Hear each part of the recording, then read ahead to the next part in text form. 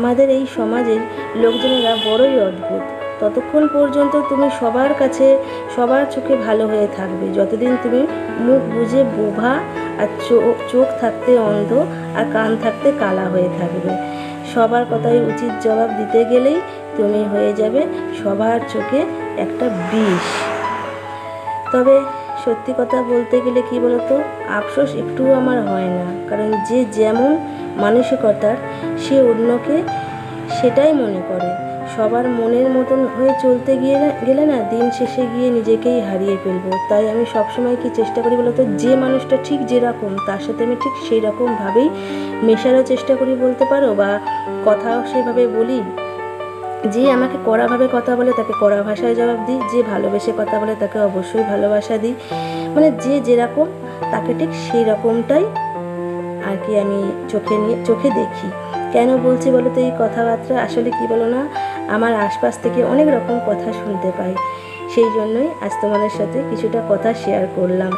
তো যাই হোক, দেখতেই পেলে সকালবেলা আর কি উঠে নিয়ে চা খাওয়া হয়ে গিয়েছিল, তারপরে মুদিখানা জিনিসপত্র নিয়ে এসেছিলো বর, সেগুলোই ঢালাঢালি করছিলাম। তারপর তো বর খাওয়া দাওয়া করে বেরিয়ে গেছে, আর আমি দেখো আমার সংসারের কাজকর্ম করতে লেগে গেছি। তো জল খাবারের কিছুগুলো বাসনপত্র ছিল সেগুলো আর কি ধুয়ে নিচ্ছে। আর তার আগে দেখতেই পেলে বরের জামা প্যান্ট যেটা বাসি ছিল সেটা ওই ধোয়াধুয়ি করছিলাম, ভিজিয়ে রেখেছিলাম সাবান গুঁড়ি দিয়ে।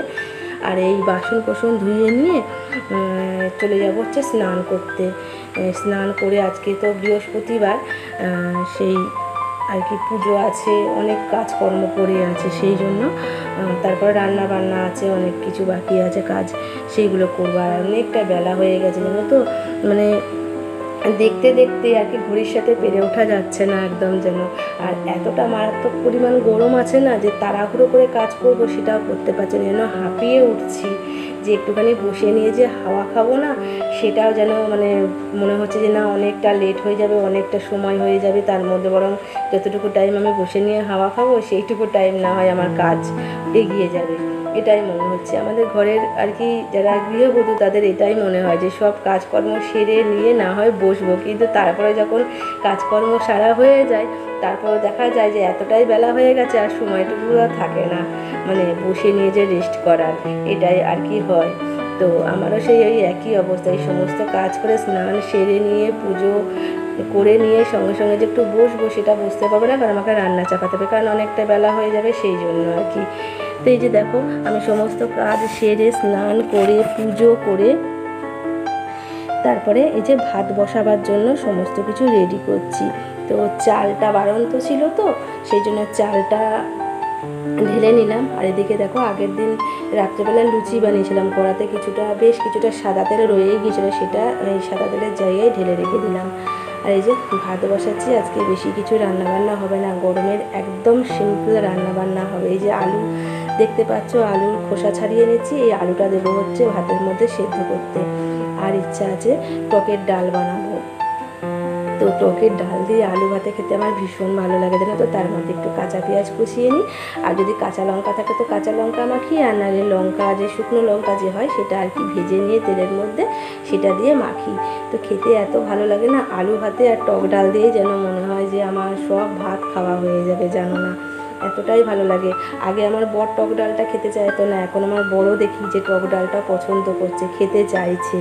তো যেহেতু ও বাইরে বাইরে মনে করো থাকে, তো আর কি ও তো প্রচুর পরিমাণে আমাদের মানে এখানে এতটা পরিমাণে গরম, সারাদিনই বলতে পারো এই রোদের মধ্যে বাইরেই থাকে, তো সেই হিসেবে প্রচুর পরিমাণে মনে করো গরমটা লেগেই যায়, তাই ওরও এখন এই টক ডালটা খেতে পছন্দ করছে, আর খাওয়াটাও শরীরের জন্য খুব উপকার। তো দেখো একদিকে ভাত বসিয়ে একদিকে আমি ডাল সেদ্ধ বসিয়ে দিচ্ছি, তো ডালটা হোক বাকি সব কিছু রেডি করি।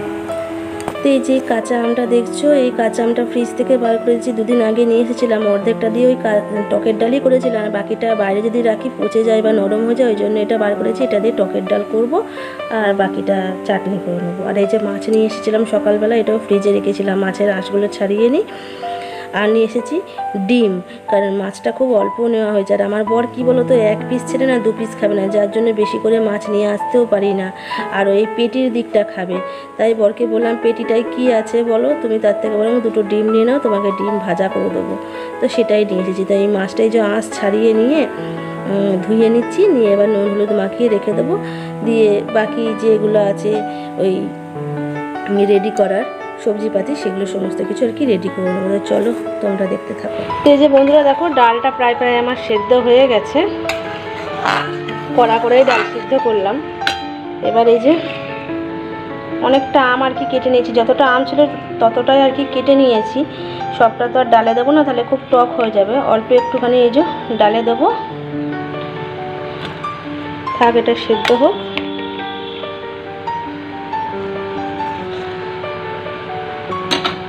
আর এটা চাটনি বানিয়ে নেবো এই যে। আর পোস্তর বড়া করব বলে এই যে দুটো কাঁচা লঙ্কা রেখেছি, এটা পোস্তর সঙ্গে বেটে দেবো পোস্তর বড়াতে। আর বেশ কিছুটা দেখো পেঁয়াজ কুচি করেছি, এটা দিয়ে আলু ভাতে মাখাও হবে, তারপরে পোস্তর বড়া হবে, আর হবে এই যে ডিম নিয়ে এসেছি এখানে, ডিম ভাজা করে দেবো বরকে। আর এই যে মাছটায় দেখো নুন আর হলুদ মাখিয়ে নিয়ে রেখে দিয়েছি। এই যে ভাতে আলু সেদ্ধগুলো দিয়ে দিয়েছিলাম, ভাতও প্রায় অনেক হয়ে এসেছে, একটু হবে। তো চল এটা আর একবার ঢাকা দিয়ে দিই, আমটা সেদ্ধ হতো তখন। তো আজকে দুপুরে রান্না হবে হচ্ছে টক ডাল, আলু ভাতে, চাটনি, মাছ ভাজা। আমিও মাছ ভাজা না হয় খেয়েই নেবো, আর মাছের ঝাল করতে ইচ্ছা করছে না। আর বরকে ডিমের অমলেট করে দেবো, বা ডিমের পোচ যেটা বলবে সেটাই আর কি করে দেবো। আর পোস্তর বড়া, এগুলোই করবো গরমে, একদম হালকা পাতলা খাবার। বর বলছিল যে আজকে তাহলে চিকেন নিয়ে আসি। আমার বর চিকেন মাটন এগুলো খেতে না একটু বেশি পছন্দ করে। তো শীতকালে হলে বলতাম যে হ্যাঁ শীতকাল হলে নিয়ে আসো, কিন্তু এত গরম না, মারাত্মক গরম আমাদের এদিকে জানো না। তো পাখা চালিয়েও যেন মনে হচ্ছে ঘেমে যাচ্ছি জানো না, বুঝতেই পারছো আমার মুখের অবস্থাটা। তো সেই জন্য বরকে বারণ করলাম, বললাম যে না হালকা পাতলাই বরং খাও, সেরকম হলে না হয় সেই সানডেতে বরং হয় চিকেন নাহলে মাটন নিয়ে আসবে, বানিয়ে দেবো। তো বললে ঠিক আছে তাই তো তাই। তো সেটাই আজকে করবো, একদম হালকা পাতলা খাবার। এখন কিছুদিন যাবত এরকমই খাচ্ছে না তো। আর টক ডালটা খাওয়াও শরীরের জন্য উপকার। চাটনিটা কি করবো বলো তো, চাটনিটা বানাচ্ছি কারণ চাটনি বানাবার মতো কোনো প্ল্যানিং ছিল না, কিন্তু আমটা আর কতদিন রাখবো, অর্ধেক করে কেটে ফ্রিজের মধ্যে। আর ফ্রিজের বাইরে রাখলে হয় মানে একদম নরম হয়ে যাবে, না হলে পচে যাবে।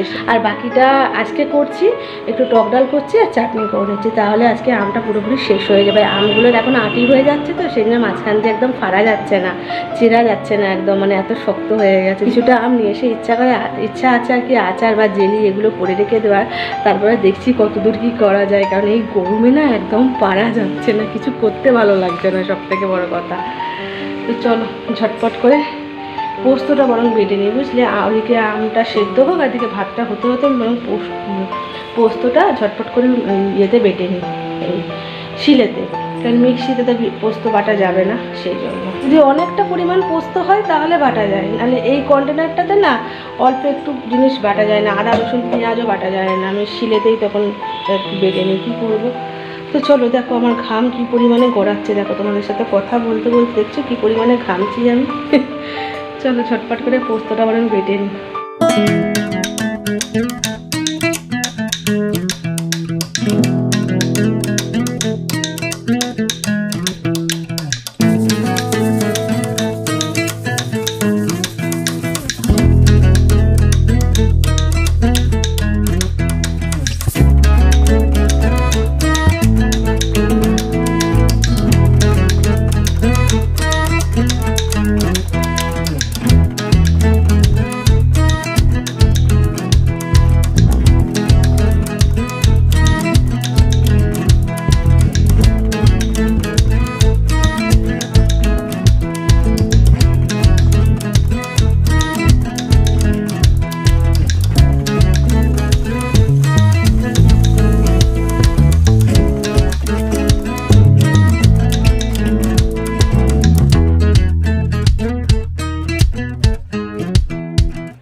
তো এই যে বন্ধুরা দেখো আমার ভাত নেমে গেছে, আর এদিকে হচ্ছে আলু ভাতেটা পেঁয়াজ ভাজা আর লঙ্কা ভাজা দিয়ে মেখেছি, দেখো এটা খেতে খুব ভালো লাগে জানো তো। আর ওদিকে মাছ ভাজা আছে, আর এদিকে এই যে দুজনের দুটো পোস্তর বড়া। আর এই যে ডালটা সাঁতলে নিলাম একটু সর্ষে আর শুকনো লঙ্কা ফোড়ন দিয়ে, যেহেতু টকের ডাল তো সেই জন্য। তো ডালটাকে এবার নামিয়ে নেব।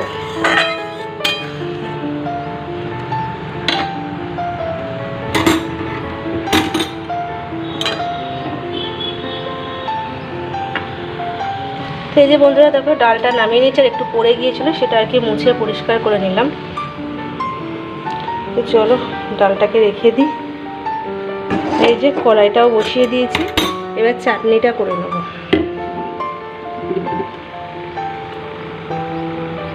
তেল দিয়ে দিলাম, একটা শুকনো লঙ্কা, আর দেবো কিছুটা পাঁচফোড়ন।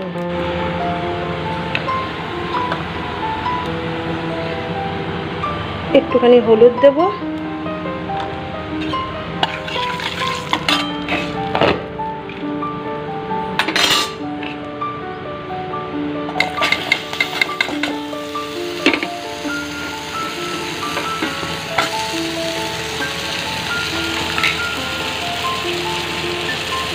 এই যে পরিমাণ মতো নুন দিয়ে দিলাম চাটনিতে, দিয়ে একটু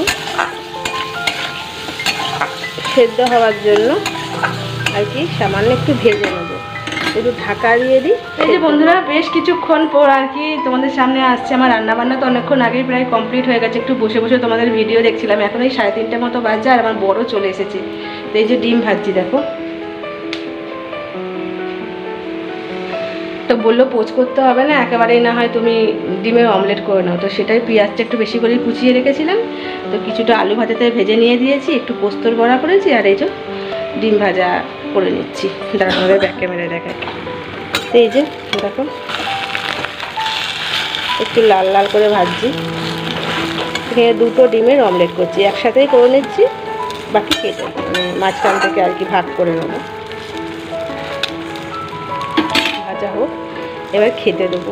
তো চলো বন্ধুরা খাওয়া দাওয়া করে নেবো এবার আর কি, খেয়ে দিয়ে তারপর তো ওভেন মোছা বাসন মাজা সব আছে। আর আমার অবস্থা দেখো, পুরো সিঁদুরটা ঘেটে লাল হয়ে গেছে কপালটায়, এত গরম না, ঘাম হচ্ছে, সব বন্ধ দেখো না, সব বন্ধ করেছি। এদিকে দরজা আর সব বন্ধ, ওইদিকে ঘরের জানলা সব বন্ধ করে দিচ্ছে, আর এই ঘরেরও জানলা একটা বন্ধ করে দিচ্ছে, আর এই সামনেটা খোলা আছে, রান্না হচ্ছে বলে সেই জন্য। বাকি ছাদের দরজা তো পুরো আরও বন্ধই আছে সেই সকাল থেকে, যা রোদের গরম না। আমার বর ওই যে ফ্রিজ থেকে ঠান্ডা জলের বোতল বার করছে আর মিশিয়ে খাচ্ছে, জানে না পারা যাচ্ছে না, একদম এতটা গরম। তো চলো আজকে এই পর্যন্ত, সবাই খুব ভালো থেকো, সুস্থ থেকো, সবাইকে টাটা।